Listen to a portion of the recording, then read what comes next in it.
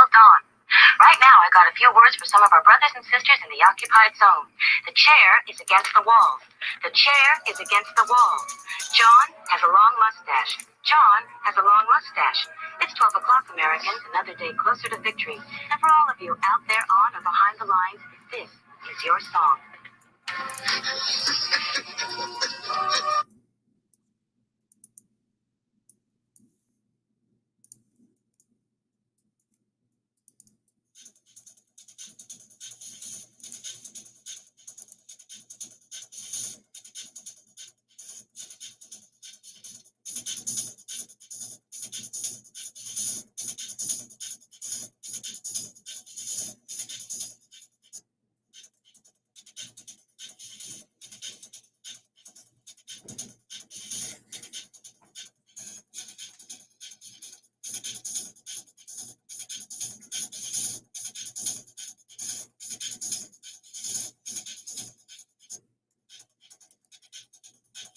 And welcome everybody to our Daily Gun Show. Come to you live every weeknight at midnight Eastern, and we talk about guns for an hour.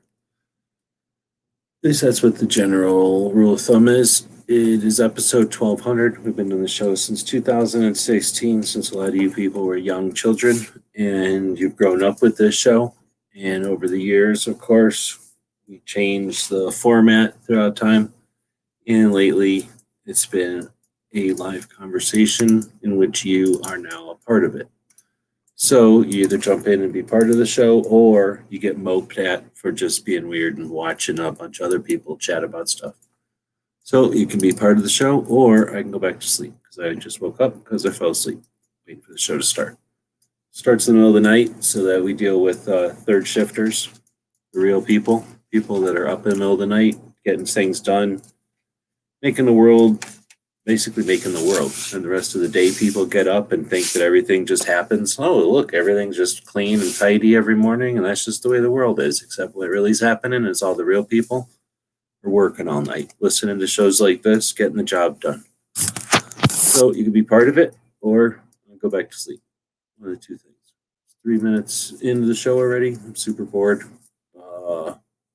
Running a little bit late. Fell asleep. Posted it on the Instagram and over here so everybody knows about it. And we post links, and you can be part of the show.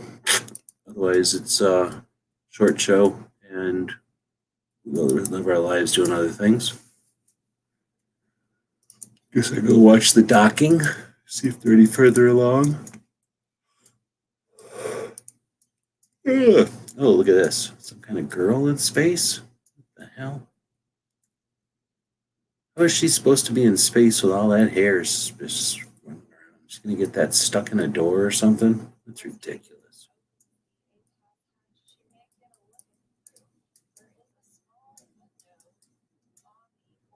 Oh, this is the stewardess up on a space station, I guess.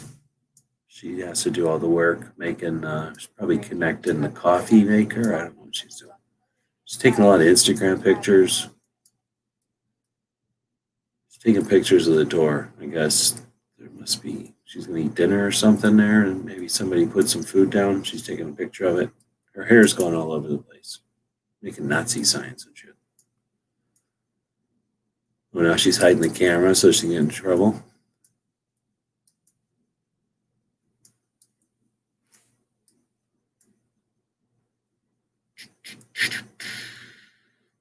They're making her do all the work. That's where all the gloves are. She's wearing these gloves up in space. No wonder we don't got no gloves at Harbor Freight. They're all up in space. I don't know if she knows what she's doing or not. She doesn't seem like she does know what she's doing. I don't know why she's out in that little cone area. She doesn't know what she's doing. I feel like that's the kind of place I'd be in a spacesuit and not just wearing some kind of jumpsuit like she's doing. She would eat our lunch. What's that supposed to mean? Now she's brushing her teeth? What the hell? Nope, she's going back to taking pictures. No, she was just moving the camera, hiding it. Probably the boss is coming in now. She doesn't want to get in trouble. She's hiding her backpack or something here.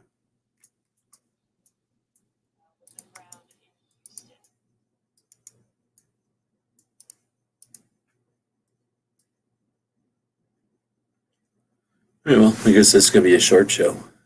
That's what happens when you don't start on time, I guess. Everybody gets offended and leaves. All the just the mopes show up, I guess. I don't know who's watching right now. People that ain't chatting, that's for sure. Like, oh, let's go watch that show and then not chat.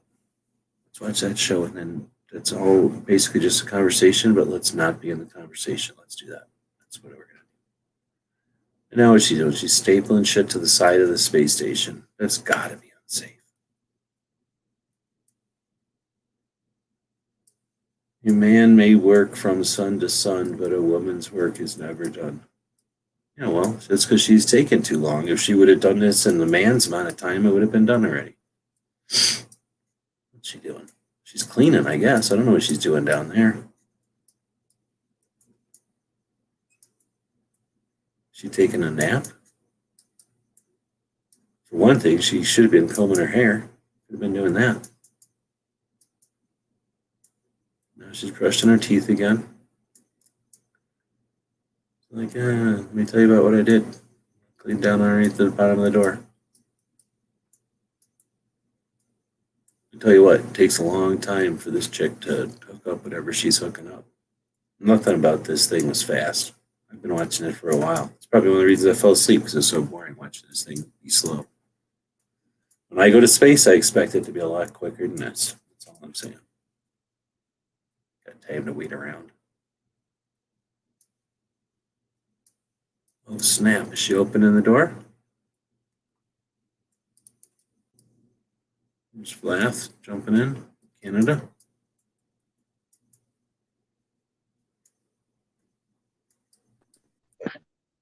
How's it going, GS?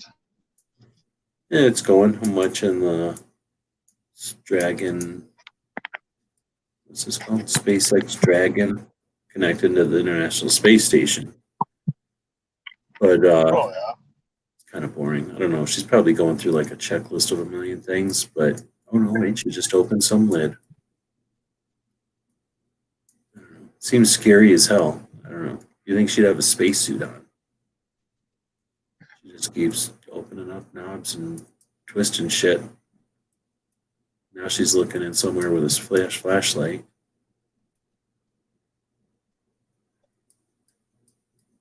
I don't like what you're doing. Oh, I see. There's a whole lot of space 2001 jokes and then Spaceballs jokes. Now what's she doing? Now she's like, I don't know, whatever she's doing, she should have a spacesuit on. That's all I'm saying. She doesn't have nothing on. She's just got her clothes on. That's it. No helmet or nothing. Now what's she doing? I don't know. I guess she's opening the door, but it's like super complicated or something. Is she vaping? No, she's brushing her teeth. Anyway, what's happening up in Canada? Any gun news? I don't know. I'm in Indiana right now. Oh, okay. Working down there. Yeah, I gotta pick up a holiday trailer tomorrow and bring it back to Canada. Right on. Yeah. You don't got any time to fart around? You're just working, drive down there, drive right back? Yeah, pretty much. I see there's a gun show. Oh, hello. Yep. Good evening. Watching the International Space Station there. Yeah, I think. What they're doing. I didn't even know they did any sort of live streams. I guess it shouldn't be surprising. I know that supposedly they do a lot of communication with shortwave radio. Like, I remember when I got my ham license, which isn't working anymore, there was a few specific things mentioned about the ISS in it. It was strange. Well, you can talk to the ISS if they got time. Like if they're bored and they're talking to Earth or whatever, then you can talk to them. Or I mean, they I don't know, on certain missions maybe they set aside time to do it. But yeah, it's like occasionally. It's not like any. They only do it when they feel like it or something. So it was one of those things where whenever it would go by, you'd know it and you would try talking to them, but it was like if they were talking and then if they heard you.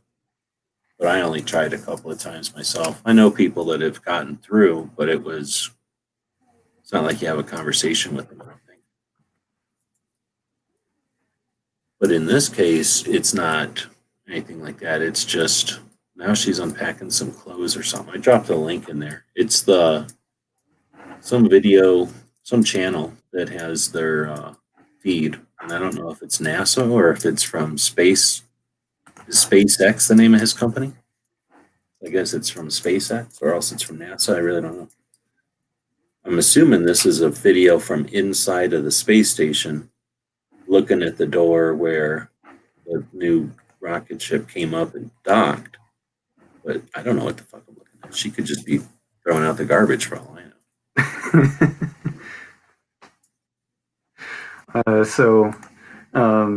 This being the Daily Gun Show, I had a gun topic in mind if nobody has a problem with me going ahead. Yeah, that's what it's for. Thanks for jumping in. So it's a topic. So one thing I've been thinking about, I was surprised to read the other day, in the 1950s, the Air Force decided to actually unadopt the 1911. Like they still held on to the ones they had, but they chose the Smith & Wesson Model 15, 15, in 38 Special, because apparently they just bought them right off the shelf from Smith & Wesson, like didn't even ask for any modifications. Curtis LeMay just looked at it and said, "Oh, that's good, so I'll have that. I think that's a finer pistol than the 1911." And they used them up until like the late 70s. It was actually it wasn't until the Beretta came along that they properly replaced them. But I kind of wonder, looking back, was there a better choice for them to make? And is there a way to properly evaluate that today?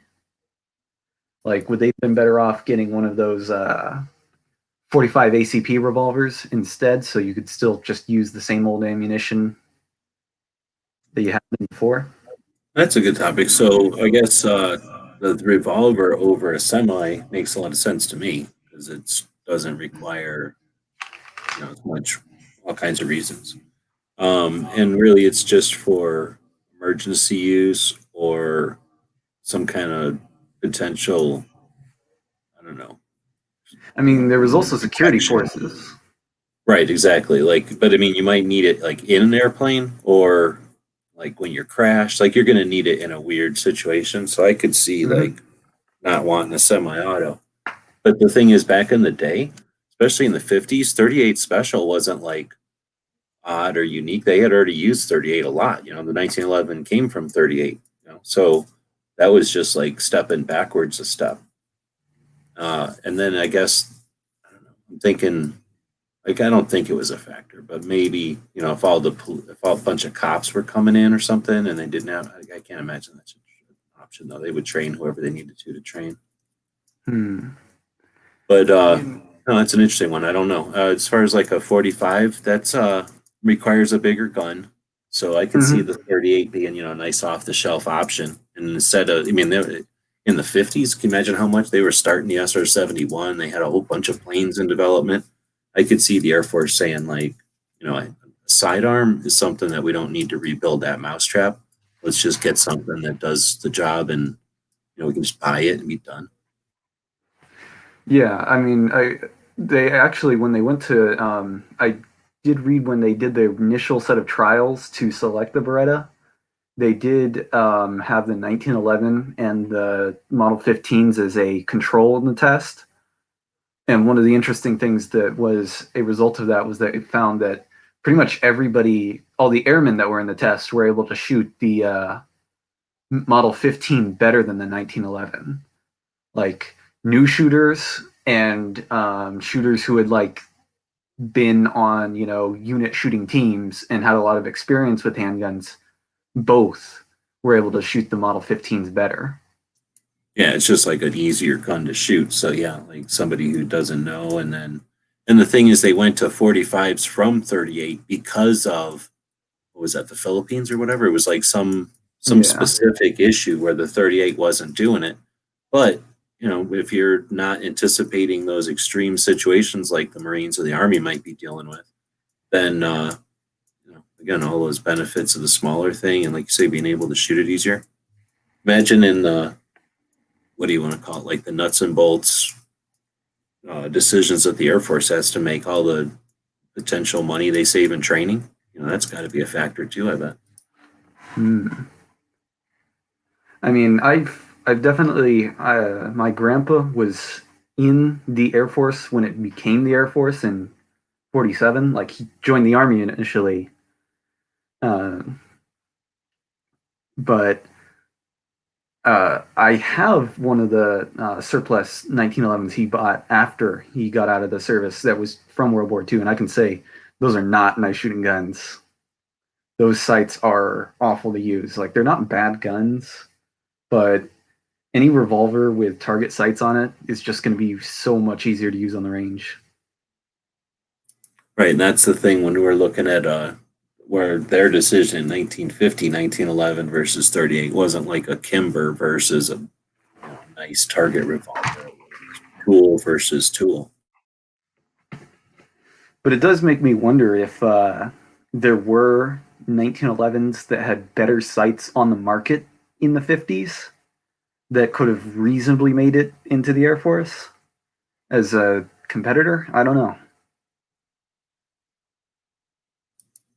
Well, I think I remember something somewhere about like higher end 1911s for military stuff, but not being like not being my thing. I don't remember exactly what I was looking at, but I do seem to remember something like that.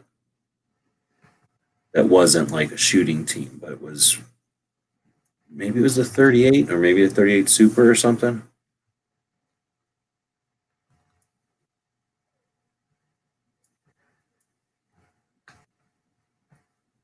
But that was the other option.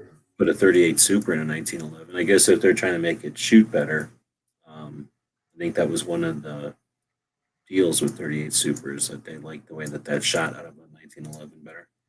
1911 was originally 38. They turned it into 45. Oh yeah. Browning wanted to do 38 caliber. The 45 was entirely the Army insisting that they wanted a bigger handgun. But yeah, I wonder why they didn't. Well, I don't know. I guess maybe there wasn't an option, but yeah, I've never seen them try something like that. But in some ways, I kind of wonder if it was a little unfair to adopt the 1911 when you maybe could have done upgrades at the time. But I don't know. I would imagine a way to compare it with what's available on the market today would be to get like I think one of the Smith & Wesson Model 19s, the modern production ones, put on the tiny grips that they used at the time, because you can still get those really tiny, slim panel grips, and maybe get like a 1911 that's pretty close to GI spec, but just has slightly nicer sights, and I don't know, do a Paul Harrell style competition between the two.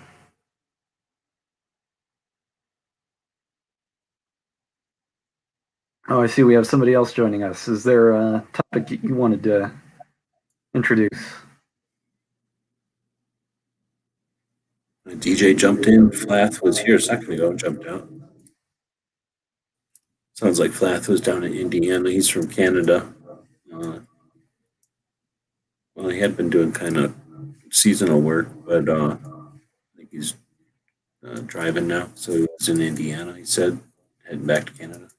I don't know if he's in here, but I don't know if he's maybe doing something. No, I'm always on. Just been listening.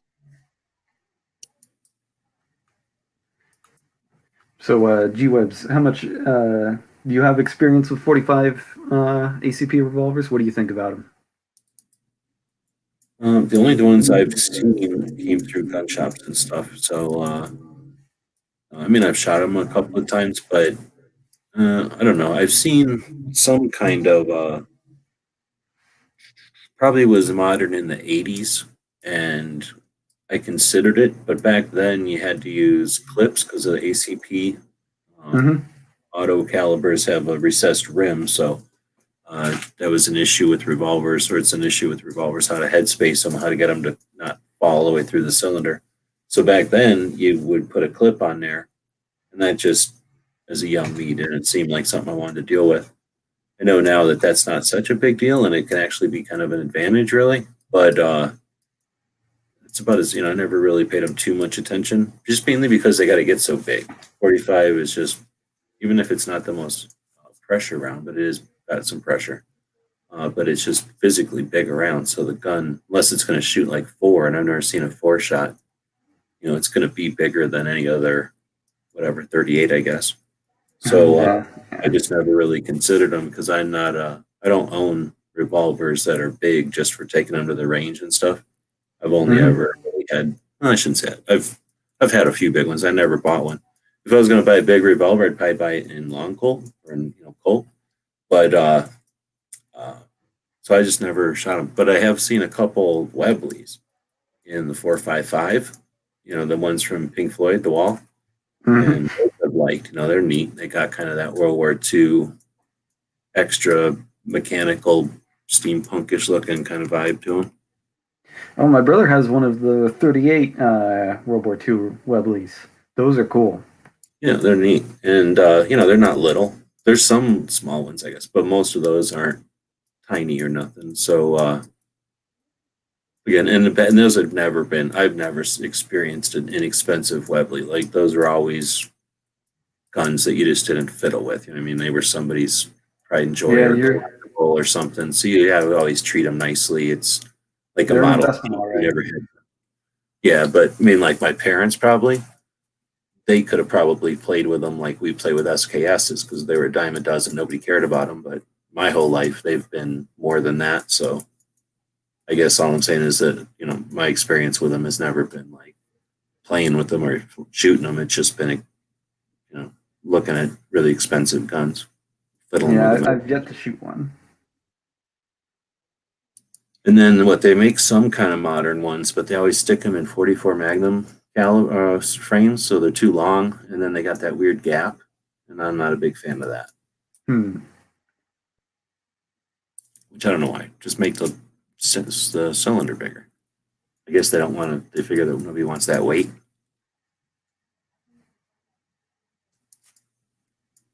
I don't know. See, so did the Air Force start using the GAL 5 yet? Let me look up what that is.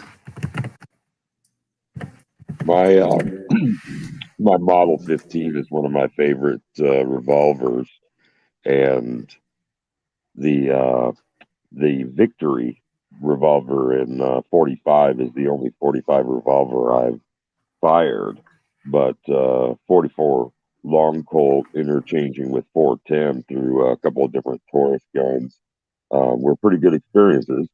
So yeah, I've been there and been able to pull the trigger on a couple of them. I'm not sure that I would really go after a 45 revolver um, for personal use, but it sure was fun shooting it.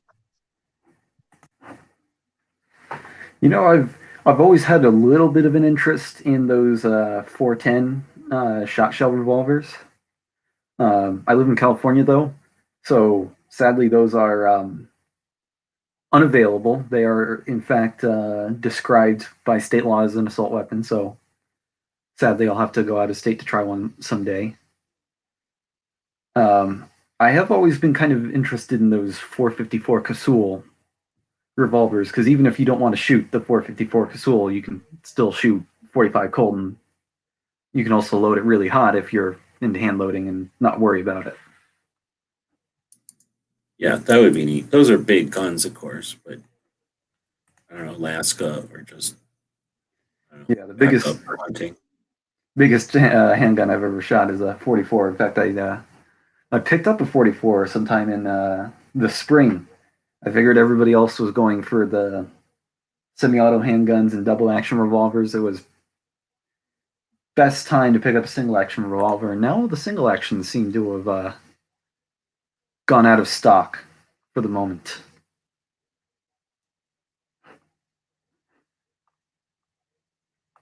Let me see. Oh, I see the chat. She keeps like grabbing this cord, and it's probably her walkie-talkie or something, even though they're in 2020 and you shouldn't need to hold on to a walkie-talkie. But she keeps picking this thing up and putting it in her mouth, and it looks like a freaking cordless toothbrush. So this one guy in the chat finally said, she sure brushes her teeth a lot. So it looks like she keeps stopping and sitting down and brushing her teeth. Well, dental hygiene is important, kids. It must be super noisy. Like the microphone maybe is like they put it in their mouth or something. I don't know. She definitely looks like she's putting a water pick in her mouth. Oh, maybe she's drinking. Maybe that's how they drink on the space shuttle. Like squirts in her mouth. I wonder if she get real thirsty working in space. No, she's picking it up too much. I bet she's just talking. It must go in her mouth to talk.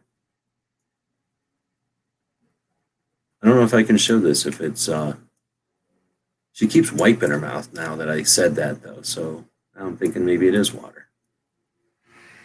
Anyway, I don't know if I can show this because it's on a YouTube channel.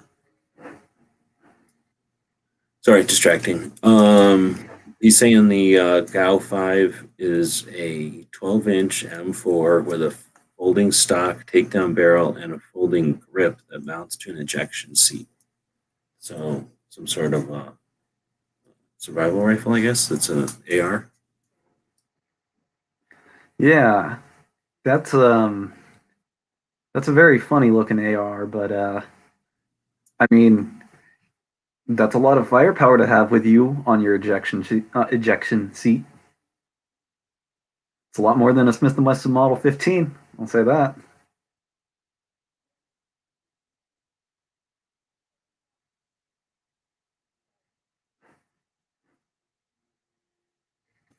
It just looks like a kind of like a small AR, but I don't know. I don't know if I'm a big fan of the idea of something coming apart for an emergency rifle, or if it should just be good to go.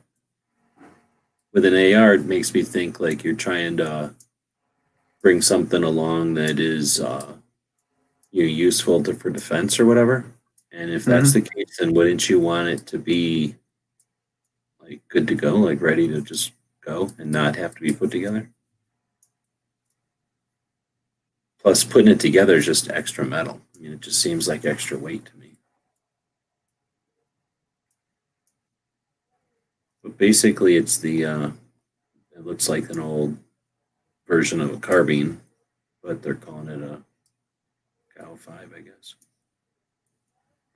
Yeah, there's a lot of weapons that have the GAU prefix. I'm certain that somebody out there knows what that actually stands for, but I don't.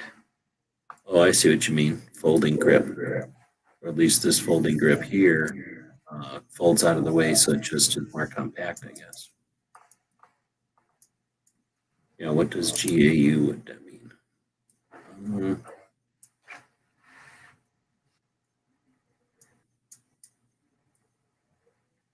I don't see it spelled out anywhere. Takedown barrels just look so strange on ARs.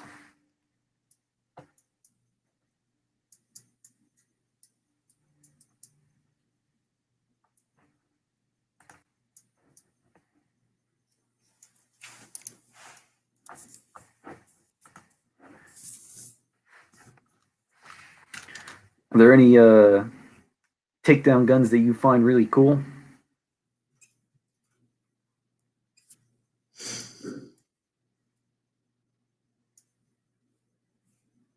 There's probably got to be something, but nothing's jumping to my mind, I guess. I know Browning has a takedown BLR. So it's a lever action, but it feeds from a box magazine. And let's see, it's aluminum and stainless steel with laminate wood. I've always thought that one of those would be a really cool hunting rifle to have. and also a nice gun to keep in like a backpack, since you can just keep it split in half. But I never had enough interest to go out and actually buy one.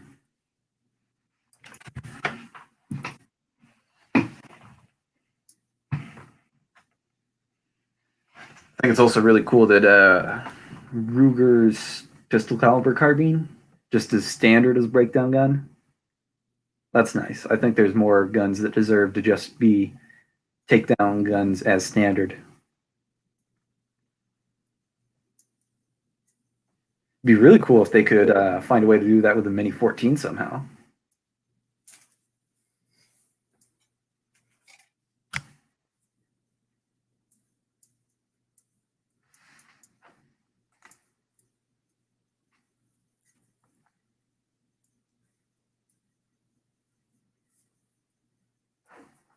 All right, I couldn't find it anywhere, but Hans is saying it means gun, aircraft, fully assembled unit. So gun, Oh. aircraft unit. I guess that makes sense. That'd be a kind of just weird thing Air Force to come up with. Well, thank you. I've learned something tonight that I didn't expect to. Yeah, and that's what it's all about. Having a conversation, a bunch of people using different things to contribute to it.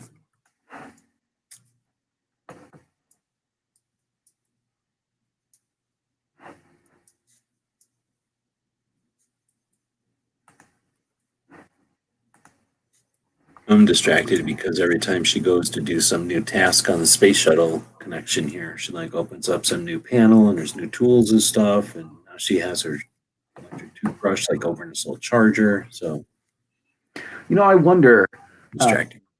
are there any tools that they use on the inside of the space station that they would also use on the outside when they do EVA, or are those totally kept completely separate? Yeah, they're different because when you look at the ones that they use, they're all like made for using on outside, with that giant glove on. Oh, So yeah, I guess. everything looks weird. They could probably use that stuff inside because it's not like it's contaminated or anything. It's just that, the controls are really goofy. Like right now, I don't know if I can show this around. I'm just going to show it. She's in here. There's this. I really can't see anything anyway, but there's this little hole here, and that square hole is where the thing connected. And she spent most of the time in that little cone between that circle and this rectangle, like fiddling with opening that door and shoving that hose in there.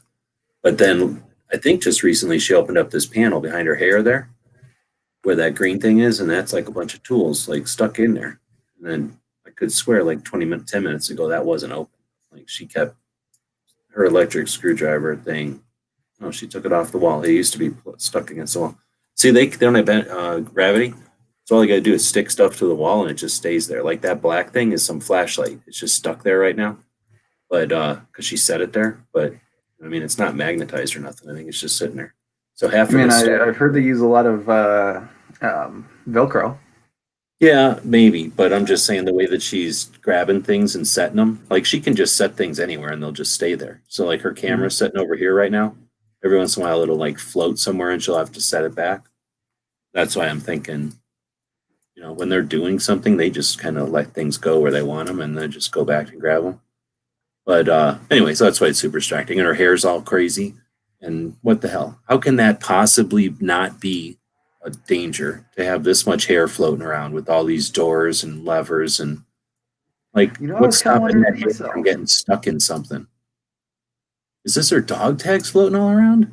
This is sloppy. This is sloppy space work, if you ask me. Super distracting. Sorry. I'm assuming the Space Force does a better job. I don't know if they're going to have their hair tied up. I mean, even in the regular Army and stuff, chicks can't walk around. They can have whatever length hair they want, but they got to tie it all up when they're working. They can't just leave it like an octopus floating all around like she does. But this isn't even, is it NASA? That she could be a communist for all I know. I don't know who she is. I don't keep track of all the astronauts anymore. Well, she could be one of the international people. Right. I mean, I know some of us are up there. And we went up there right now. We're still not out of that hole though. Like most of our people from SpaceX are still in our spaceship. We're not connected to the space station yet, or it's not open at least. It's good to see NASA doing stuff again. Because for a long time, it stood for not accomplishing space anymore. Yeah.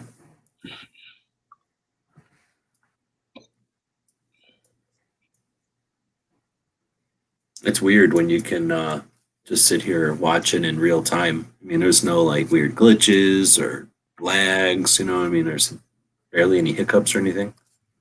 I think if I was listening, I could hear stuff once in a while. And it's not even a national story. We're just so used to it. We're like, yeah, people are in space. Whatever. Yeah, exactly. Oh, yeah, big deal. So some private people went to space for the first time and are actually connected with the space station. Well, no, they've gone to space before, I guess. But this is the first time they're going to the space station? I think that's the deal. Remember, it was you and me were watching one night when somebody was launching some missile and it went all the way to space and back and landed in like not very long.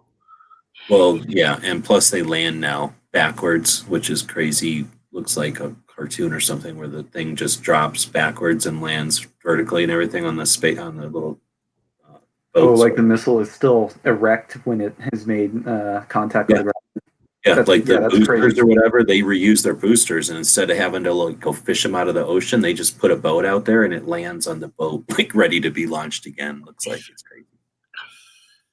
I do not want to know what kind of mathematical calculations had to go into making that dance of boosters landing possible.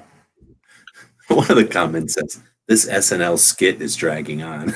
It's been going for like 3 hours and nothing's happened. For the entire match chat that I was in there, like all it was a tiny little dot got to be a bigger white dot. Like it got closer and closer. But it wasn't like one of them was standing still. Like they were both hauling ass probably, and they were just, what do you call it, like getting closer to each other but they were still both moving. So it was like super boring watching them slowly approach each other. Holy crap, now they're showing everybody somewhere, and they're all just wearing like pants and shirts and stuff. None of them look like astronauts at all. Shouldn't they have to wear some sort of jumpsuit? This is ridiculous. It's very unspaceman-like. No, they look like they're getting ready to go golfing or something.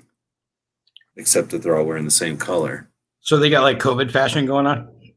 Look, try explain to me how this is space. This is yoga or something. This ain't space. What is this? Like, they're in space because they're all crammed together like this and they're being weird. But that doesn't look like no spacesuit I've ever seen. Any ever heard of putting on, like, maybe they're just that lazy. This is all being filmed in like Nevada or whatever. So they're like, why should we put on a spacesuit? Nobody believes this. You're telling me that they're connecting a spaceship and a space station and no one's got a helmet on, no kind of oxygen mask on. Now what are they doing? Who makes a spaceship where you have to do this? This is like yoga or something. And what are they even looking at? They're looking at like the headliner? Like the most uncomfortable seat I've ever seen in a vehicle ever. That's what it looked like when I was changing the spark plugs in the van. Except with gravity. It would have been way easier with no gravity. Look at this. Put that hair in a bun. Exactly. It's unsafe for space. Unsafe for any... Is that a kitten? Oh, no. I thought there was a kitten climbing around in space. Did you say they were drinking water earlier? No, this girl here has an electric toothbrush that she keeps playing with. Oh. And I thought for a minute it was like, have you ever had a water pick? Like you can drink water out of a water pick technically. Yeah. I thought she was doing one of them. Now look what she's doing. She's climbing down into that hole. She's got no business in that hole. I don't know what's going on. I think these people are in one end of the hole. Is that the hole? And then she's at the other end and they can't figure out the combination and they're all kind of flustered because there's people watching. Is she the commander? Do we know what the rank is? George Foreman grill. What? Is she the commander? Do we know the rank? Oh no, in? I have no idea. These other two people just showed up, right? She's been sitting here for like the last hour trying to open up that door. So the ones are the Americans, the other ones are like what, the dudes in the space station? All these people in blue are the enemies. They're the space station people, and they're trying to keep the people in red, SpaceX, out of there. She's got these backpacks over here where she keeps going in. Oh, look, now she's pulling this fucking tube. It's a magic trick. Look at that giant tube came out of that little backpack. Never seen that coming. What does they even need this giant tube for? You're telling me in space they need some giant tube like that? Bullshit. Oh, look, right here. What's going on here? Looks like the other end of that tube. This makes no sense. Who in the hell would engineer this? This doesn't even look comfortable. Nothing of like, oh, let's make the hole on top of the two uncomfortable pilot seats, and then there's. And whoever designed that got like what, $25 million to build that one thing. Money.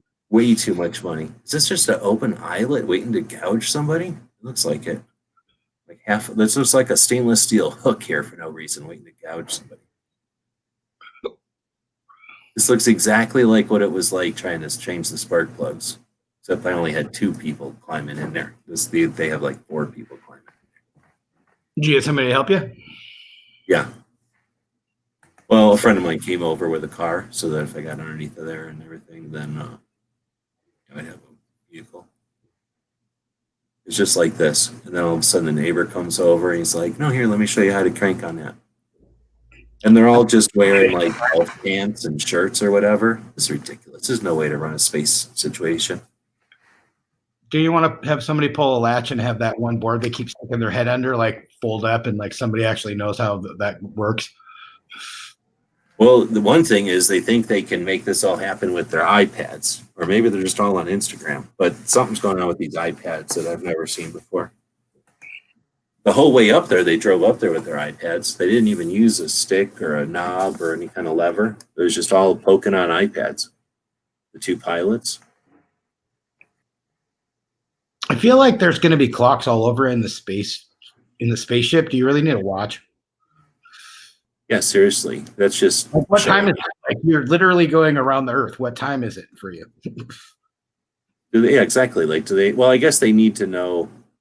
I don't know. There's no point. This guy has 2 watches on. He has a watch on both wrists, dude. This is some kind of a show-off thing. Maybe that's how they barter on the space station with watches. So they trade for water and food and things. Like you military guys do with your patches and stuff?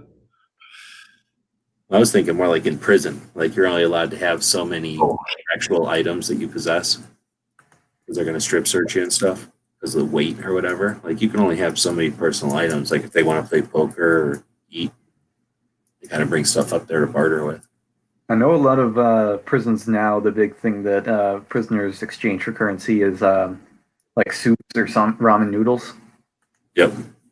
Like I went to a prison out beyond Tracy, California, and the guard was talking about like he has conversations with prisoners about, you know, how many soups they lost betting on the football game.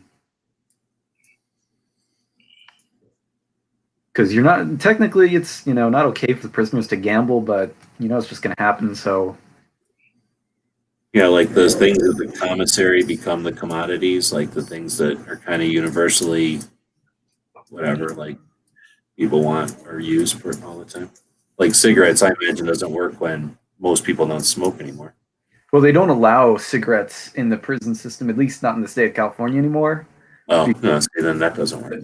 Prisoners would smoke when they got like, you know, a 20-year sentence and then sue the state because they got cancer from smoking for 20 years. So it seems like if I could smuggle in enough of that pre-cooked bacon, I could probably roll the whole thing.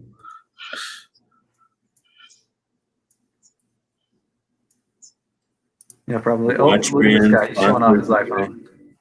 Is that for real? The watch brands sponsor these people? That could be. This is private. I wouldn't be shocked. No, I mean, especially if it's private. Holy moly, it doesn't even look like a good deal. No, I'm not even kidding. Like, these people are crawling on top of themselves. Oh, you just missed it. This guy, though, see how he's, like, on top of this other guy?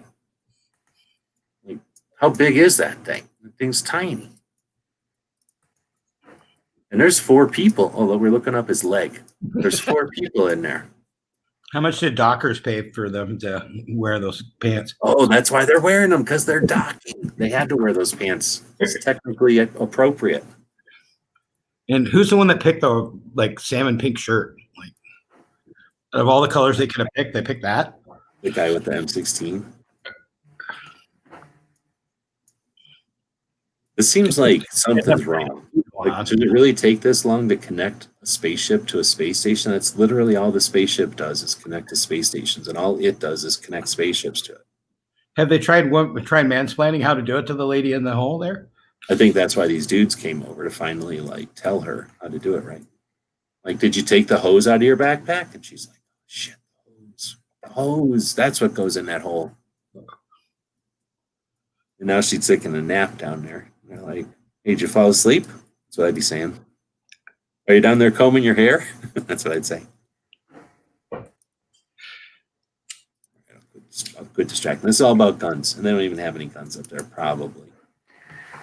You know, this does make me think. I had a idea bouncing around my head recently about what would be the best gun for the Space Force, and my conclusion was the 329 PD from Smith & Wesson. The shotgun from Outlander. Let me look that up. It's a. It looks like an 1100 all sawed off, but it's some other gun. I'm just saying it's practical, just cool. I would think that gyrojet thing, so that it shoots out of your gun with almost no recoil, but then once it's out of your gun, it shoots a jet and goes to wherever it's going, so that you don't feel the recoil and get pushed back into space. True, that would probably that be would work, but something like that, something that pushes the projectile and then it pushes itself. But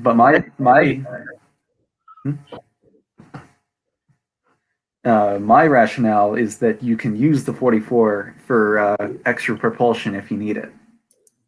Well, I think that's a thing. Like, that should be, like, they should have a 45 up there and a whole bunch of ammo just for that kind of situation.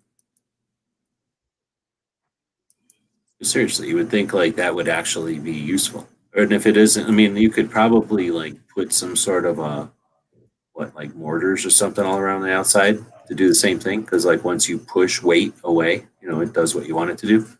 But instead of having everything permanently attached, you just have a couple of 1911s.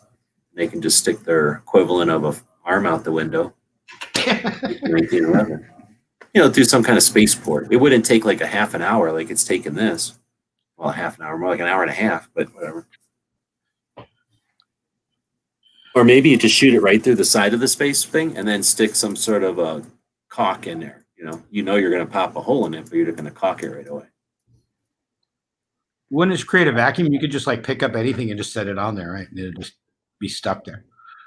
Yeah, there you go. Like a piece of paper or something, yeah. Because holes in the side of the thing seems like a great idea. I don't know. To me, it seems like there's a lot of tablets in space right now. And I'm not even in space and I can break a screen on the tablet without even trying, right? And these people are floating all around. Like this chick has an iPad taped to her leg and she's just floating around like nothing's going on and wants to stop something from slapping that thing and cracking that screen. And then she can't even pilot the space station. I guess they have some backups, extras or whatever. Look at like iPhones in case, you know. There's probably You would be surprised at I know a bunch of people who do search and rescue, like who are flight crew, and apparently, I remember one of the things I heard was a problem with the plane was that they didn't have USB adapters to charge the crew's iPads. Oh shit!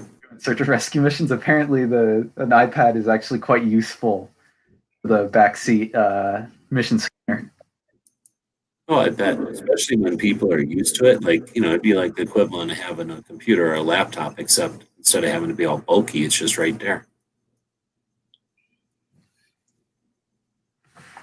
And the thing is, at least for the phone, like you get a whatever the one kind of charger is, and it can take you like forever. And then you get that 2-amp charger, and it takes like half the time. It's probably the same with those, right? So having like a good charger versus oh shit, the one dude finally came out with the red shirt. Look, it's happening. It really happened. You thought it was fake. You thought it was all engineered because it's a flat Earth, but in real life, they let the people with the red shirts and the dockers out into the space station. Now they're winning. Look, that guy just hugged her. Do they know there's COVID? They're not supposed to be hugging. Oh yeah, there was their 6-foot rule. Where's their masks? There's not even space COVID. This is horrible. I can't believe there isn't. You would think they'd have to be like, is 14 days quarantine? What? Maybe that's what this whole, oh, look, you brought the Baby Yoda. So you see that Baby Yoda? They had that thing sitting on the dashboard, like the equivalent of hanging off the review mirror. But I'm not even kidding. I thought the whole time I'm watching it, I'm like, well, I just assumed because there's this thing hanging off the windshield, you know? And I'm like, oh, that must be some kind of a ball that goes into some sort of a thing, you know, and it's there for a reason. And then I'm sitting here talking about it on Match Chat, and they're like, oh, there's a Baby Yoda on the dashboard. And I'm like, oh, shit, that is a Baby Yoda. And it's just a Baby Yoda doll. So this whole, like, time that they've been, like, docking, there's been a Baby Yoda doll distracting everybody right in the windshield. I think Disney would have taken any credit. Sell that for a ton of money. What? Wonder if somebody's going to turn around and sell that one for a ton of money. Be like, this is the only Baby Yoda that's been to space. Oh, no. I'm sure that'll go into the whatever, like this whatever they do, call it like a crew, like this cruise museum shelf or whatever, or place. I'm guessing. This spacewalk brought to you by Disney. No, look, she's just spouting out orders. She doesn't even give a shit. She's like, here's what you're doing, and here's what you're doing. This guy's like, dang it, I just got up here, and now I got chores. Yeah, Wild Hair's in charge, right? I think so. She's barking out orders like she's the boss of the whole space station. He's like, fuck you, I'm going to have my hair go wherever you want. She's like, whoever has the most wild hair, if my hair is going to poke you in the eye, that means I'm the boss of you. She doesn't give a shit, dude. Think about all the lice and gross shit that's in her hair just floating all around. You don't give a shit. Think of all the mansplaining she's had done to her whole life being an astronaut now. Oh, yeah. I feel like this dude is respectful to the other people in the space station. That dude that just flew by, respectful. They like shave their head off. This guy used to be respectful, but he's probably been in space or whatever. These two, not respectful. Oh, and I'll bet you get in trouble for tying her hair in a big knot. You know it. You're not supposed to touch my hair.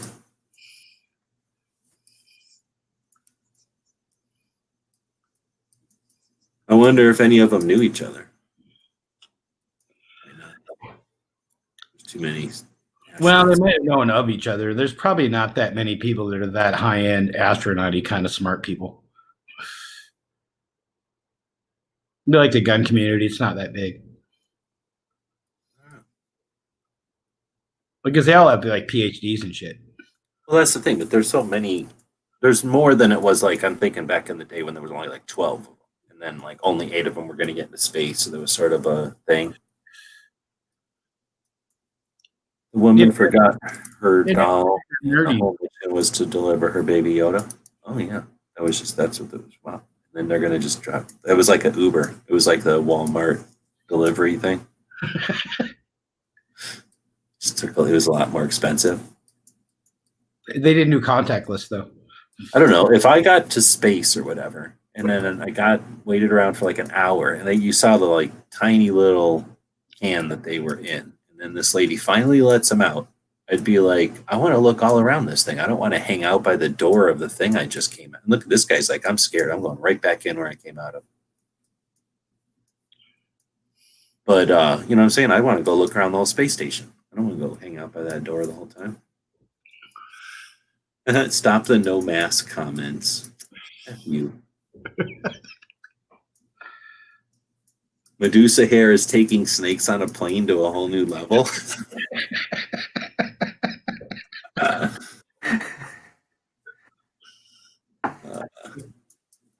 Yeah, this guy says turn on the mic. I definitely wanted to hear what they were saying.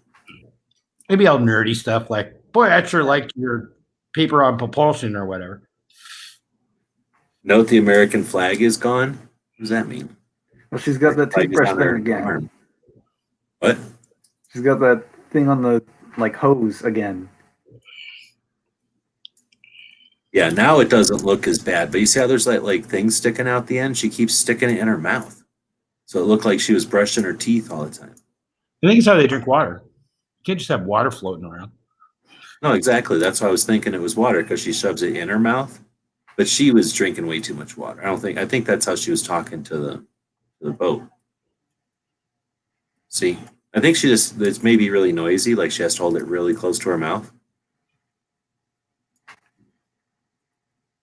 So they couldn't like wirelessly mic her in any way.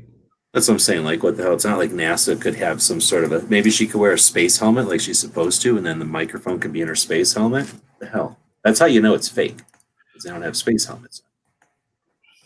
Oh shit, it just went out. They cut to here, and now all these people have masks on. They weren't wearing masks before, I'm almost positive. Let's go see. See, this is when they were flying up there. Well, I guess they did have masks on. But they're just like at Disneyland or something. You could just walk up and look at them doing all this, and you stood over here in the lobby. This is what it looked like when they were going up there. Where'd it go? Right? And this thing was floating there, and I didn't know it was Baby Yoda. So I figured it was some sort of like, I seen this thing, and I'm like, oh, maybe that's some sort of hovery little thing they got to, hover in front of that hole or something. I don't know. Turns out it's the Baby Yoda float.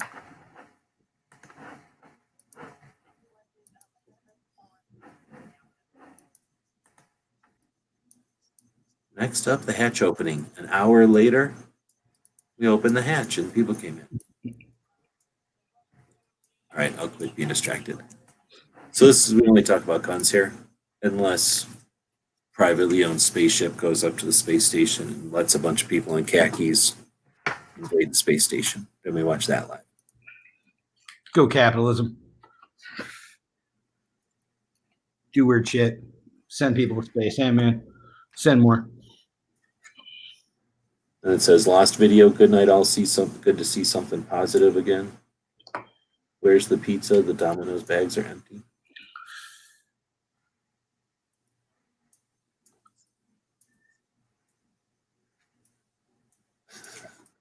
I don't know if I'd be all that enthused to get a fucking Baby Yoda. Like, really? You came all the way from Earth and you bring me a fucking Baby Yoda? Really? That's it? Well, seriously, more like, we spent our whole lives getting ready to go to space, and you bring up a pop culture thing that might just be a stupid fad, for a year. Like, you could have brought up like a Where's the Beef doll or something, like, or you could have brought up something amazing that like our grandkids would understand, like a Santa Claus or like. Well, these are super nerds. They should bring up a working R2-D2. Well, I'm sure I know they've had some Star Trek stuff up there. I watched some Star Trek show and they talked about how Star Trek stuff has been in there or has been up in space. Well, shit, the logo of the Space Force is absolutely just a copy of the fucking Star Trek logo.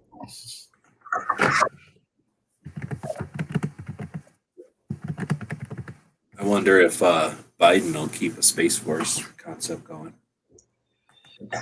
Back in the day, the idea was not to have anything militarized in space. Yeah, that's against everything that we're supposed to be doing, but apparently we're not doing that anymore.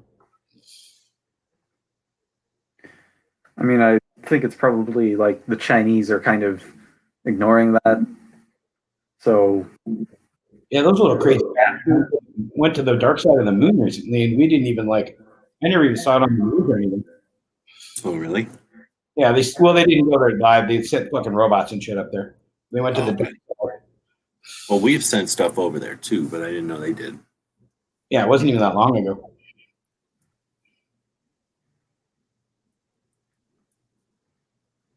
But we used to think that was the whole thing about Star Wars, right? Was that, the Russians aren't going to obey, so why don't we just go ahead and not obey first and put lasers in space? And then it was like, no, you can't just not obey because you think they're not going to obey, and then we got to trust them. And then, well, you can't trust people while they put their lasers in space. They put Sputnik up there before us. So we went through that whole thing, or at least I shouldn't say we. I mean, we were little babies if we were even alive. So our parents went through that when, space was like with digital watches and shit. So now space is 3D printers, and if you got enough money, you can throw your own stuff in space. I guess it's different, but is it?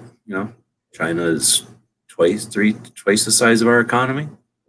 I don't know if Russia was ever twice the size of our economy. They had twice the number of people as us, but I think we always were pretty even money wise. And then we did things to, fake them out with trying to spend a bunch of money on stupid shit and kind of outmaneuvered them there. But I don't know if the situation with China is the same or not. Like say they are bigger than us and wealthier than us, and they don't give a shit about playing with the rest of the world, I guess. And they're a wild card, I guess. So I don't know if it's a different situation or not. Well, I mean, they have more 18-year-olds than we have Americans, right? Well, at least that's the number from the CIA website. But yeah, they have more. They have more males of fighting age than we have the entire population. But I don't think our news takes a moment to focus on any kind of comparison with any of the economies, us, India, or China, and then our three roles with the rest of the planet, who makes about as much money as like California, probably, like the whole rest of the world. Like, what I'm saying? Like, we're all at these weird scales, and we all just sit around worrying about who's going to boss around a bunch of people in Washington right now. Yeah, amen.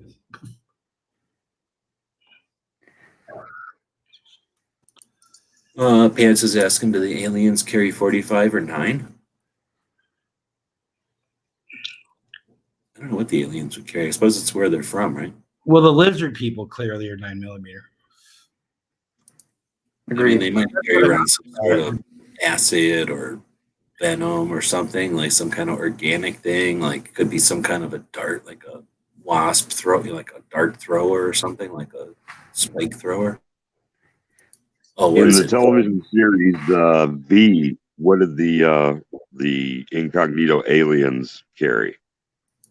I can't Well, recall. they had lasers, but then I don't know if they ever carry. V is one of those things that you can't find on the private movie theater. It bugs me because I don't know if it. I remember seeing it, and I might have even seen it again, like years ago, but I haven't seen it in a long time. And the new V with that one hot chick, that you can't find that anywhere. Was the new one any good? I just thought it was Not really, and it was only like 4 episodes. It just had that the chick who's the prostitute from Firefly was the main chick in this new V. So I wanted to watch that one. I only seen like 2 episodes of it, and I can't even find it anywhere. And the old V, man, I know they had lasers, but you're right. I think when they were not trying to pull out a laser and make a bunch of explosions, they would use a regular gun. Back in the olden days, though, if you read the Glock book, there was a big concern where any basically Smith & Wesson and Ruger and Colt and stuff, they did not want Hollywood putting their guns in the bad guys' hands. So that's why you see bad guys always holding like Makarovs and Lugers and stupid shit, because no company could get offended when you give the bad guy a Luger. So that might have been a factor in those old TV shows. I remember there was a season of the X-Files where they had Smith & Wessons. They had what? Mulder and Scully had Smith & Wessons that had that weird rear sight that Smith & Wesson did on its 3rd-gen semi-auto handguns. And I thought that was the coolest thing ever. So I immediately bought a Smith & Wesson 1006 the first time I saw it in that configuration.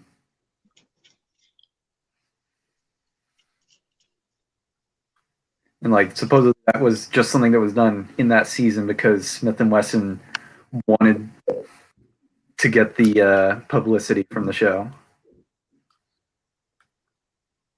I binge watched Criminal Minds during the summer, and I figured out, I don't know why I make them, that 90% of the bad guys use a Brennan 92. I think they use literally the same gun from week to week. If you were the bad guy, you had a Brennan 92.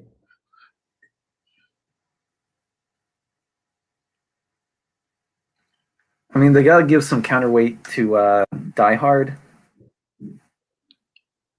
Because there was only one Beretta 92 in that, but it was in John McClane's hands, so it takes a lot to counterbalance that. Was that even his original gun, or did he take that off of somebody else? I think that was the gun he was carrying. It was like, an off-duty policeman carrying his gun, despite the fact that he's in a completely different state. They made way too many of those movies. The third movie would on Christmas you just find a bunker.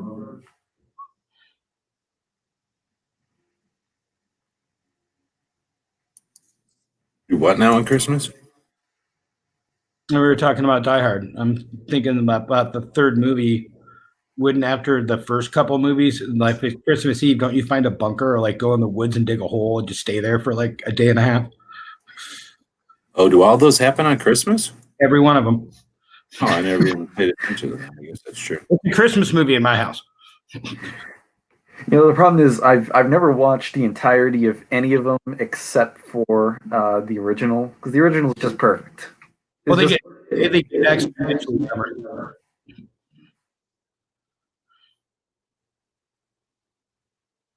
In the first one, he's just like a regular cop, some good gun knowledge, and by the last one, he's jumping motorcycles from building to building. Oh. Well, I suppose I owe it to myself to check it out, even if it's not as good. Well, just you're talking about the brand new ones or whatever, where he's that helicopter in the tunnel and all that. That got pretty crazy. It's Hollywood. It's been reality. It's okay. It's just a movie. But yeah, like the second one and the third one, like they got a little crazy, but they were pretty popular at the time, and that was, I don't know, about what people expected out of a gun movie. Like just a bunch of guns they hadn't seen before, shooting full auto occasionally, and somebody pulling them out of a bag or something. People like that. Yeah. You got to have the loading scene where you load all the guns. Right, exactly. Like the getting ready scene, like it had all the elements that people liked. But I think what it did, or those movies did, is get people. What's the word? Like kind of. It almost took everybody to where it was like, maybe they could do this a little more realistic. Like maybe they could emphasize the gun part a little bit better, and the movie will be more successful. At least that's what I kind of get. I mean, I don't know if they were actually the movies, but I get the impression that it's like after those movies that you start to see like Heat and Way of the Gun and those kind of things where they start to go, oh, look, if we pay more attention and not just go spaz with the gun stuff, but like, not quantity, but a little bit of quality with the gun stuff, that people will enjoy that in a different way. And I don't know. Like, I mean, I'm not going to go around saying those were like true to life gun movies or anything, but they were not true lies, right? They weren't just running around being completely spaz with a gun like someone like Rambo or something. Have you've seen The Good, the Bad, the Ugly, right? Of course. You remember the scene where Tuco goes into the shop and he's playing with all different revolvers. He like puts it up to his ear and listens to the cylinder turn. Sure. That scene is great, and the thing is that the actor, he was saying, I had no idea anything about guns, but I just winged it. I just, figured I'd do something that made it look like I knew what I was doing. Well, yeah, I mean, if you know what guns are, what he did there was ridiculous, kind of, because you can't just take a bunch of parts and put them together. I mean, you could take, yeah, definitely, take the parts, but the way he was doing it was a little goofy. But even if that's the case, like I guess I never really thought about whether or not he knew about guns, but most people don't know what he would have been trying to do right there anyway. So it was effective. But what's that new movie? Is there a new Good, Bad, the Ugly? No. Oh, you know what it is? The second Wick. The second John Wick movie where they tried to pull off that scene. It was just horrible. Horrible. You see that? Oh, yeah. They lost me when it was the secret society behind the whole thing. Oh yeah, yeah. That was the first Wick. But I mean that scene in the second one. And what was it? Because he needed one bullet. It's like out of a display of 1,000,000 bullets, you decide you want to shoot this one. Then you go around for an hour trying to make a gun that shoots that bullet. Fake, like doesn't even work that way. And then you pick out the one bullet out of a case of like dozens again. But you could tell that they were emulating that scene. They were trying to pull all the coolness out of the real scene. Good, bad, and the ugly. Was it the fourth one they made it PG-13 and took out the swearing? Are you talking about Diehards? I don't remember the fourth one. Probably.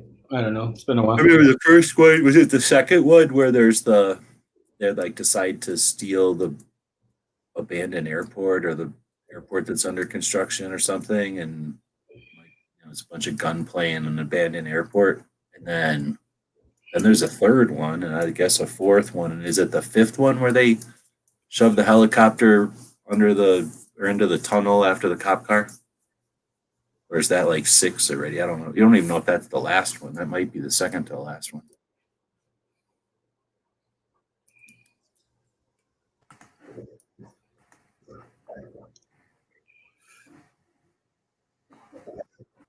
I've only ever seen most of the Diehards once, except for the first ones. Yeah, it looks like the fourth one was edited to be. That one did have like a hover jet scene where he like jumped on a hover jet. I don't remember. The Macintosh guy too.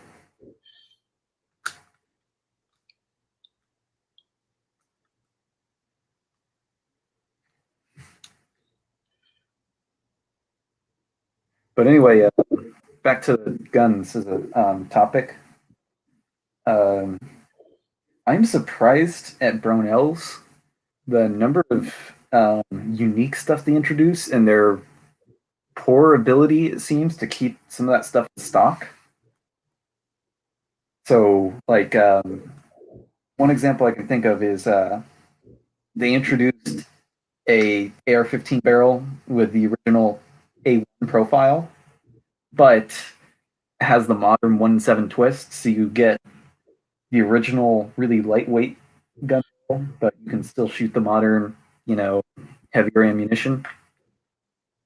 And I had to literally check every day for weeks to see if it was in stock. And I bought it the first day I saw it was in stock, and then the next day when I checked back again, it was out of stock. So what you're saying is they're wildly successful. Say that again? They're wildly successful then? Probably. That's capitalism. I mean, they're successful, but I feel like they don't have the ability to capitalize on their success to its fullest extent. Maybe they sold all the ones they had. I mean, yeah, but then you would follow that up with selling more. Presumably. But maybe they sold an ungodly amount of money. I mean, I don't know. I don't work there, so I couldn't say. I don't think I have it. Let's see. I do say they also had another product that I thought was really cool, which was the C7 upper. It's like the Canadians looked at the M16A2 and they said, don't really like that. So they kept that ejector lump to be friendly to left-handers, but it's still pretty much just an M16A1 upper. So I just assembled one of those uppers, and geez, that thing is really light. It's kind of hard to think about how fat modern ARs have gotten. It's one of those things where, we just have to, I guess, get used to the differing pace, or there is no like consistent pace. But back in the day, there'd be the gun manufacturers or whatever, and first they made revolvers and they made semi-autos, and then they fiddled with calibers until they kind of figured out what everybody wanted, and then it was just like minor changes here and there, based on something somebody wanted or something. So nowadays there was a span there where there was almost no development, like no calibers. It was just a couple of crazy wildcat things, and nobody made a new gun for them. They would just whittle out a new chamber for a existing gun. And then I guess Glock, made a plastic gun, and then eventually that started to, change the manufacturer's opinion on polymer guns. So there was some more polymer stuff. And then now recently there's some big changes inside or at the big manufacturers. But I think it's a factor of because the market isn't like saturated and isn't empty. Like the market changes and it's temperamental or whatever, and there's fads and stuff, and somebody might want something one day but then get full of it and never want one for months. So it's got to be difficult at any time to make a new product. But it's not like for something like that, it's not like they came out with a new caliber and then everybody's desperate to get a gun for it or whatever. They're kind of trying something that's not quite boutique, and it's not quite like fringe, but it's definitely not like the new thing that everybody's going to want. So they should tool up, like there's like they're going to make it like there's no tomorrow, because they can't anticipate that. So I think that's what we've got to see, is that like companies have to get used to some sweet spot. You're going to make 100 or you're going to make 1,000. And if you make 1,000 and you got a 99 of them sitting there or 900 of them sitting there, you're wasting money. But like you're saying, if you make 100 and there was a demand for 1,000, I don't know what the potential making 900 people butthurt, what the potential is there. And that's where I think we're seeing, I don't even know if it's growing pains, because I don't know what the other side of it's going to look like. I think the other side of it's going to end up looking like a Star Trek replicator, where somebody says, hey, I came up with the design and you can print your own at home, like just pay me $5 for the concept or the layout, and then you print your own or something, or you get it printed at the local shop or something like that. But, what I mean? Like, I think that's what we're seeing, is that you can't just make a product and have everybody be like, oh man, we never thought about a vertical grip on there. So now we're all going to buy yours. Because as soon as they come out with something with a vertical grip, 18 other companies can come out with their slightly different vertical grips and eat into their product, into their customer base, right? So that's got to be the game they're playing. And Brownells is kind of funny. Like, they've got all this potential because they made a bunch of money being middlemen, right? Like, oh, let's buy a whole bunch of stuff for $6 and sell it for 12, and everybody else has to buy it for $10 and sell it for 15. So people are going to buy it from us for 12. So we're going to make that 100% profit. And they can do that whenever they feel like it, wherever they feel like it. And when they got sick of doing that, to where, I'm not saying they're running small businesses out of business or nothing, but when they got sick of like using the mail order and now internet to their advantage, they decided, oh, why don't we dabble in manufacturing? And I kind of have mixed feelings. I don't want to see anybody fail, but I don't need to see somebody who's just doing something for the sake of doing it succeed. Not if there's somebody out there who's passionate about it, who's got a better idea, who's going to fail because they don't have the resources. But I have paid no attention at all to what Brownells is doing. I don't know if they actually have passion for what they're doing, if they're just got the money and they're throwing it willy-nilly at whoever comes up with a sales pitch that they like, or that they, I don't know how Brownells is using their resources out there. Have you guys paid attention? Is it like they have a passionate interest in seeing certain guns, like you're saying, these projects of theirs come to light, even if they're not going to make money? Or are they just like inept at judging the market? I could say I'm not really sure, because I'd say that a lot of the Brownells branded stuff I've got is pretty inconsistent in quality.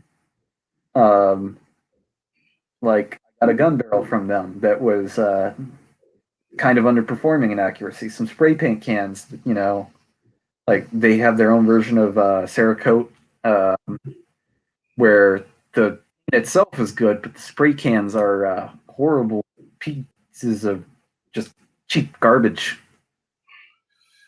Make good paint delivery for people that it's insufficient, so that you can't get the paint out of it and get it on the pipe.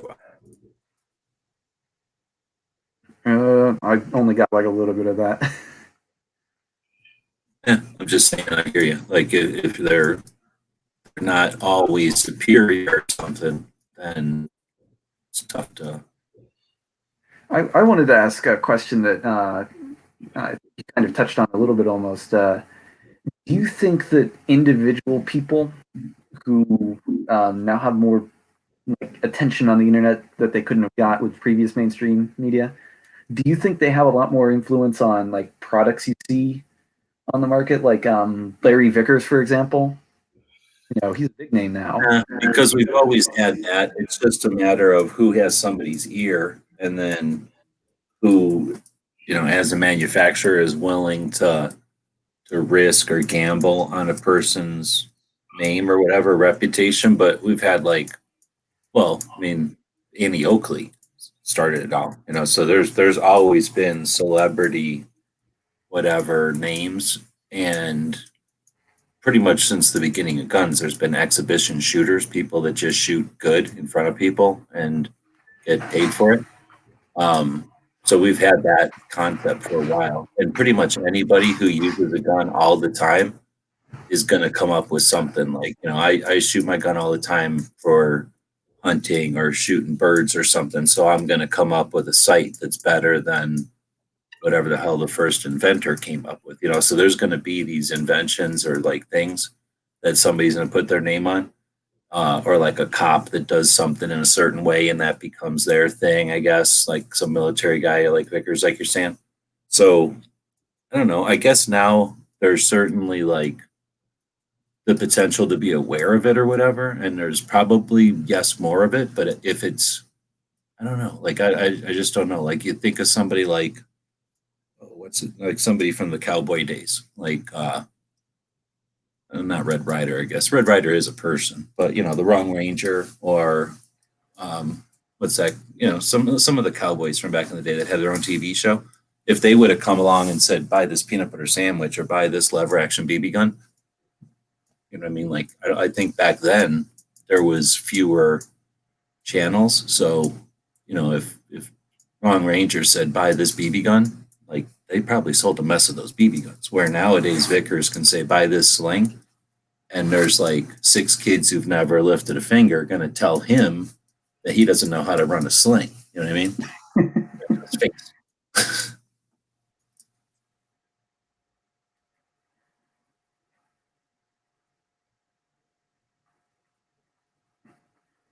I guess, yeah, I guess there's more interaction that can be done with these celebrities. That's really what's new.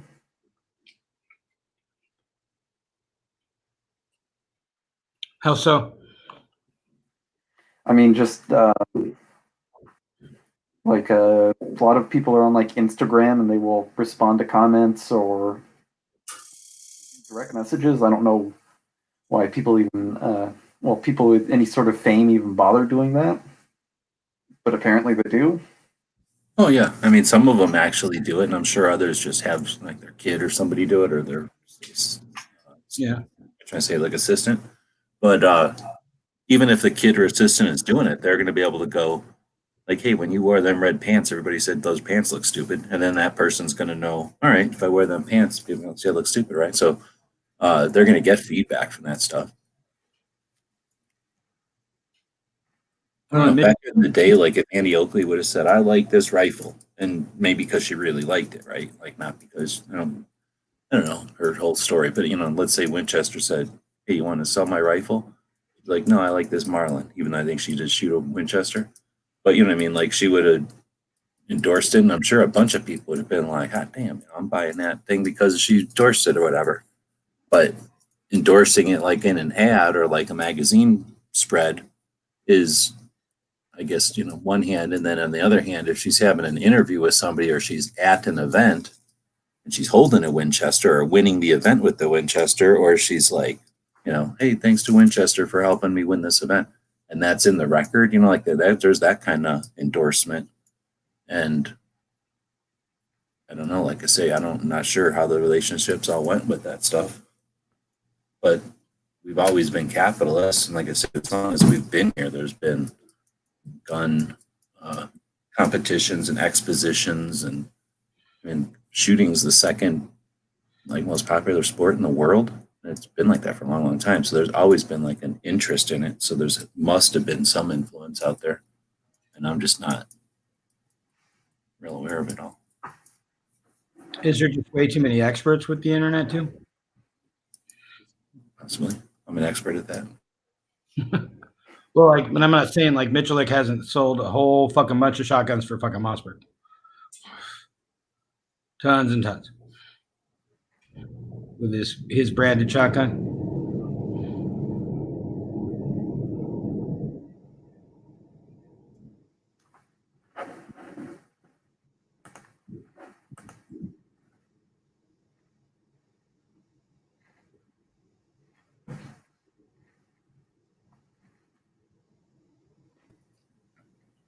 But as far as Brownell's like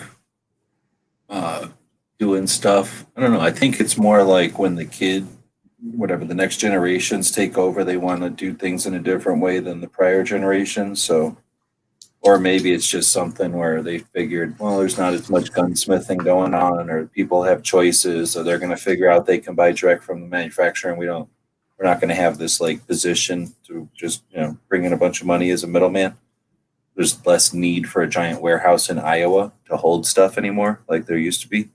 So, when there wasn't a way for every manufacturer to come out with their own catalog, there was like a need for Brownells to have a catalog of a bunch of different things. But now that every manufacturer can sell directly, you could almost say there's almost no need for a middleman to just warehouse a bunch of stuff and charge extra for it to be in a warehouse for a while and then get all desperate when the stock gets old and they're going to come out with a new type of thing. And then they come up with all kinds of crazy ways to get people to buy the old stuff.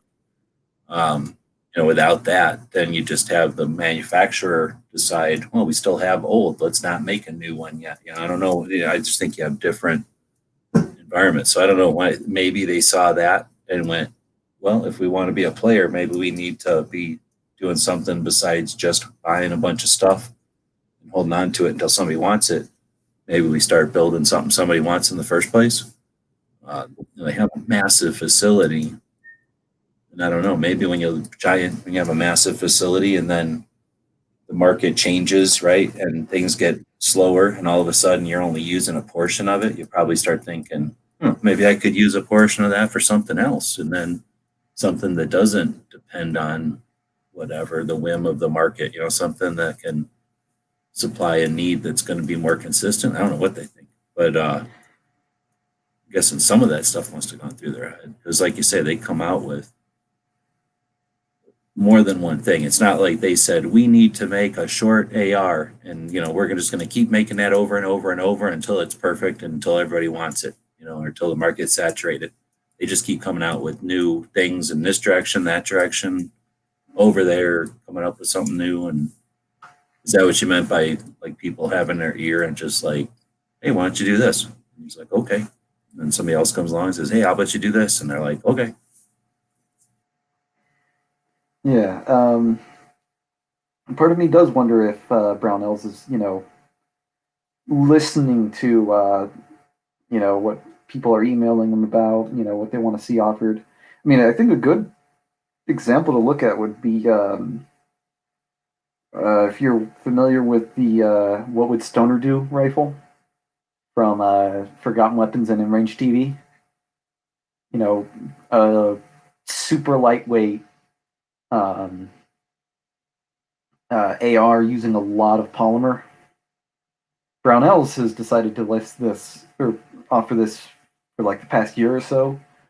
But I wonder if is it because somebody at Brownells saw this and said, ooh, this is a really cool new thing that's just unlike anything else, or if they looked at it and said, hey, look, there's a lot of people who watch Forgotten Weapons and In Range TV. Let's make a lot of money off of it. Yeah, and if we buy something for $85 and sell it for $100, it's different than if we buy parts for $40 and sell it for $100.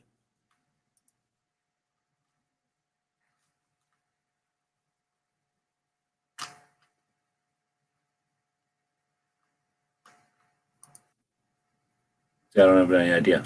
And, it depends if they're listening to the audience of one group of people and then do what that audience wants, then it's like, boom, we got 100% return. Like, they wanted this and then we gave it to them.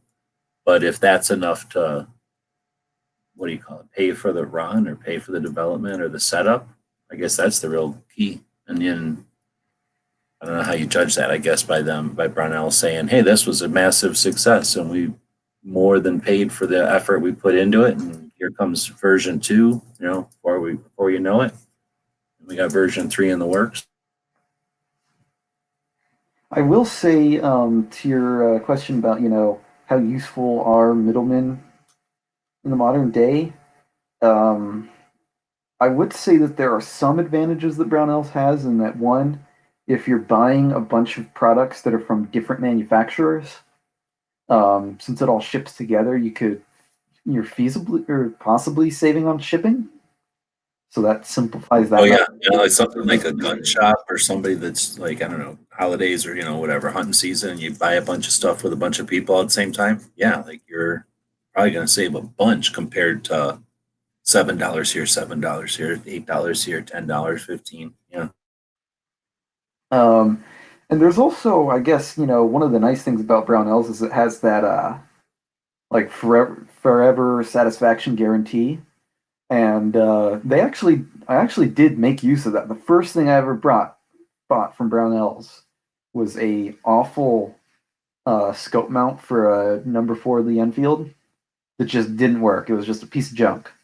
And I didn't know that they just accepted whatever returns at the time. So I put it in a box and left it there for years. And about a year ago, I found it and contacted customer service from them. It wasn't even something they'd listed for years, but they still gave me a full refund for it. So, there's kind of, I guess you could say some middlemen like Brownells will act as kind of like a guarantor of quality. Well, yeah, when they're willing. I mean, yeah, obviously if they got enough Satisfaction resources to do it, then yeah, exactly. They want their customers to be happy. So whatever they're taking, they're absorbing the quality issue of a product there. But I guess that's good that they're doing that. But that's not whatever you call it, like a requirement. Like not every company's going to do that. And unfortunately, some of them are still successful if they don't do that kind of stuff. And it does sometimes limit their product selection, like the Geisley rails. You can only order black Geisley rails from Brownells, and I think it's because the brown ones, Geisley, for whatever reason, can't get the same shade of brown every time on their rails. So a bunch of people were complaining that they didn't get the exact shade of brown they were looking for on the Geisley rails. So they were just returning them constantly to Brownells. So Brownells just stopped offering those because they didn't want to deal with constantly returning them. And I really have to wonder, why do you want, if you're building a, baby shit brown gun, do you really care that much that the shades of brown match perfectly? Because I don't, if I'm building a brown rifle.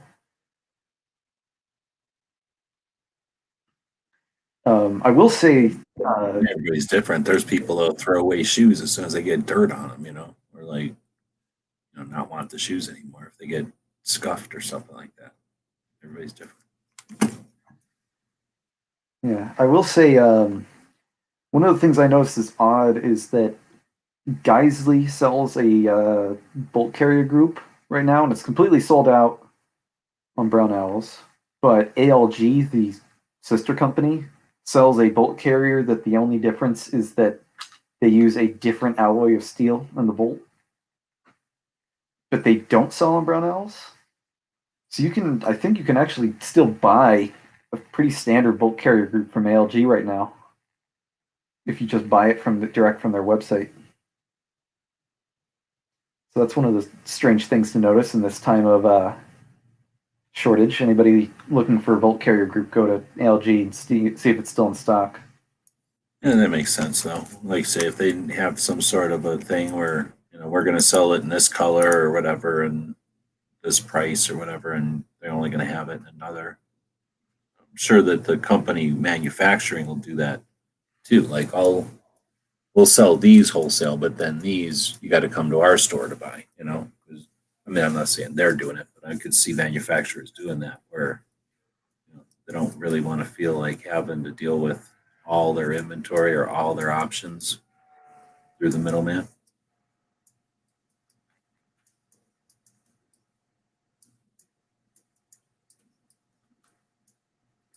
Okay. Well, this is a lovely little gun show. Chatting with you guys, but I'm going to get going. So have a good evening, everybody.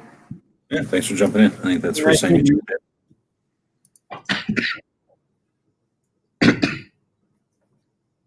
You got the COVID? What's going on over there? No, just a smoker. I literally say that now when I'm like walking along, and as a smoker, I'll cough every once in a while. If I'm in a smoker, say out loud, just a smoker, not COVID. Yeah, like anybody, I guess people don't smoke enough, so people aren't used to hearing it. But it's like, or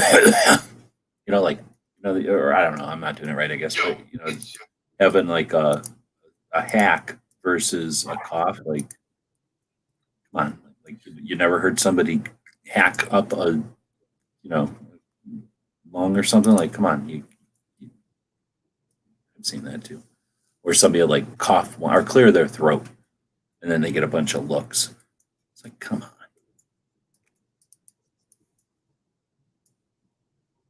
Big difference between somebody who got the flu. Huh? You guys were talking about revolvers right before I jumped in. Yeah, I don't know who that was. Colin, I guess. What do you think of? What are our opinion of snubbies? I'm a big fan, but I'm guessing G's not a big fan, except for maybe a pocket gun. Snub nose revolvers? Yeah. I got no problem with them. I had Dan Wessons when I was a kid, so I would constantly turn these big 357s into little snub noses, but they were still big frames. So I don't know, maybe K frames. They were bigger than pocket guns, but they weren't giant. They were big, but they weren't huge. Anyway, those things were, I don't know what the hell to do with them. They're neat and they're fun to shoot, I guess. But in a Dan Wesson where you could turn them into a long gun also and then actually shoot something with them. So if you're just talking like a big gun with no barrel, yeah, like I say, I don't hate them or nothing. I'm just never going to carry them. But yeah, I personally like keeping a revolver in my pocket. I do not like having a revolver on my belt. If I was going to put one on my belt, I might think differently.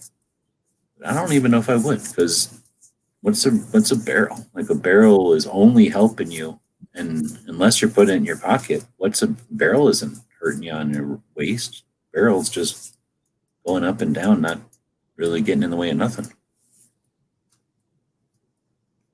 But I guess explain what you mean by short, by stub nose. What, like maybe under 3 inches? No, I mean, you talking like 44 or 357s, or are you talking like Jake? You said specifically not pocket guns, right? Yeah, no, you can be a pocket gun. It's fine. A lot of people are hating on the old wheel guns. No, I don't understand that. That's just I don't know. That's people that don't own one are going to hate on them because they've never probably shot one. Or if they did shoot one, it was in a rental and they shot like 6 rounds, and for whatever reason they didn't like the grip angle and they put it down and bought whatever they like. But there's no way to be mad at a revolver, revolvers are better. Like, there's nothing about a revolver except for capacity that you could have issue with. So I think that's just all out of, I don't want to say ignorance, because I think it's just unawareness. Like, most people that rag on revolvers probably never picked up a revolver. I agree with that, because I carry an SP-101. And I think anybody who carries a revolver around either doesn't believe that you need to reload immediately, which I guess is a thing. I don't necessarily believe that, but they also have either seen or can reload quickly.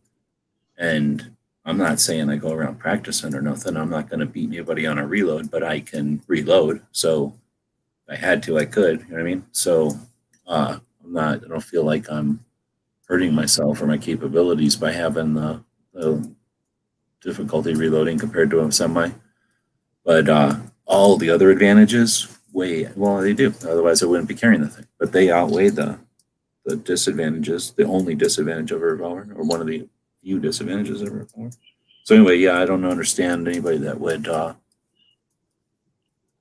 be against revolvers. Now, being against snub nose, like I said, they're just, I don't know. I don't think they're a challenge to shoot. I think they're like shooting a short shotgun. They're just maybe more kicky, right? So it's not that they're less accurate necessarily, because the bullet is still coming out at a speed, and the amount of time it's in a barrel is almost imperceivable, really. So they're kicky because most of the powder is being burned outside of the barrel. Normally it's some of that stuff is happening inside the barrel. So all that stuff is happening outside, and they're super flashy. So, like the flash, all that powder burning outside the barrel usually makes a flash even during the day sometimes. So that kind of stuff can be like annoying. But like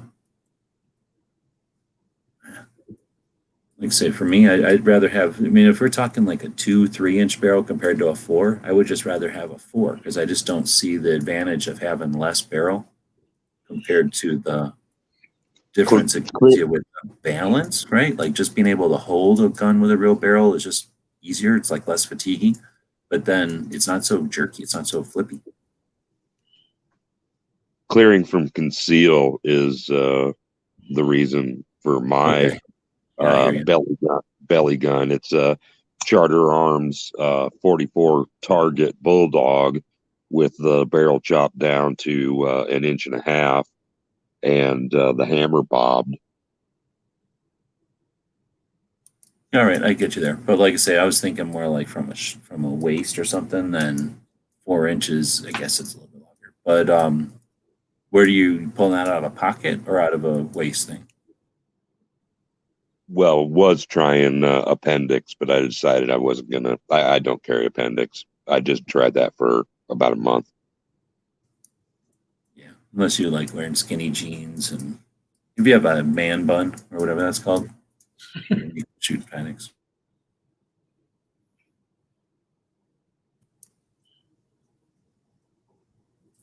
I'm getting ready to get a fanny pack. I bought one the other day. Bringing it back.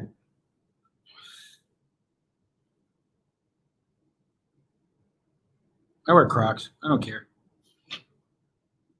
Oh my God, looking like a German tourist more and more. All you need is a high-end 35 millimeter strung around your neck and be snapping photos. Oh wait, and the dark socks. When I was down in Mexico, you could always tell the German tourists by sandals and black socks. You're saying that I don't have black socks on my Crocs right now.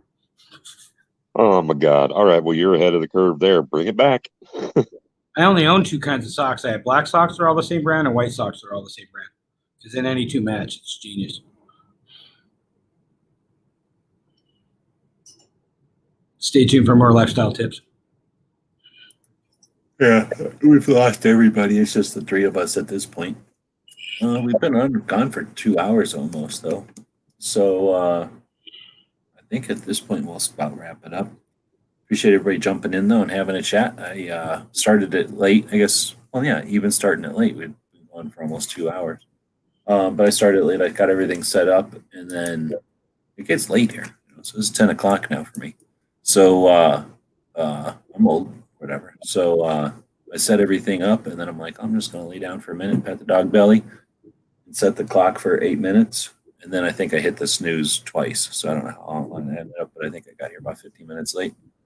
Anyway, so I appreciate everybody sticking around and jumping in and having a conversation. We had a couple of people out there. Erstwhile was there for a bit, talking about a secret project that we're working on. Sounds like he's got some time to work on it. So looking forward to seeing that. Flath jumped in here from Canada, hung out for a little bit, told us he was in Indiana, getting back to Canada. And then Pants and Wheel the More Alarm were out there chatting as well. That's what it's all about, is having a conversation. We'll have more tomorrow. You guys want to plug anything on the way out? Yeah, No. I would. Tomorrow's Daily Gun Show is flavored with the Second Amendment. It's 2A Tuesday. Yeah, so this is all about having conversations. So bring some topics and we'll chat about them. Sounds great. We'll back pick you up later.